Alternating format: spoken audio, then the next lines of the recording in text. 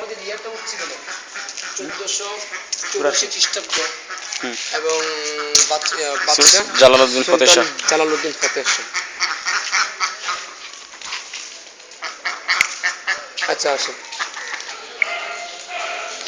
এখন আমরা ঠিক সেই মসজিদ যেটা কথা বলছিলাম সেই মসজিদটার পশ্চিম পাশ থেকে কথা বলছি। আমরা এখন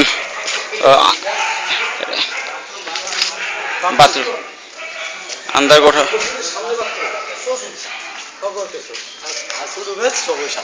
এটা হচ্ছে অনেক আগে নতুন মসজিদের সামনে করা হয়েছে।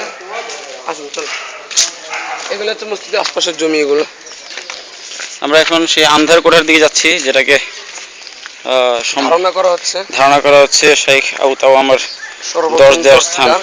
তবে এটা সঠিক না, এটা ভুলও হতে পারে। বাকি আমরা খোঁজ করছি।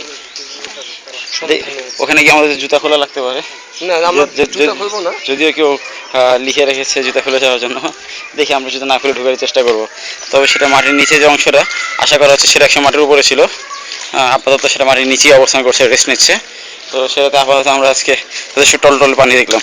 হ্যাঁ, এখন আমাদের অনেক সাথী সেখানে একটু নেমে নিচে কি আছে দেখার আশা পোষণ করছে। আমরা এখনো জানি না আমাদের আগে অন্য কেউ সে আশা পোষণ করে নিচে বসে আছে কিনা।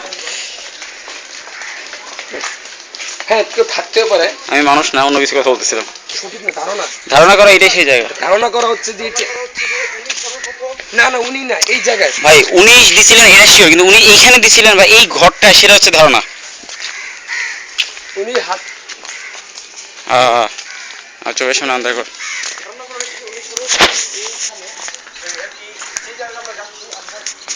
আন্দারকোঠা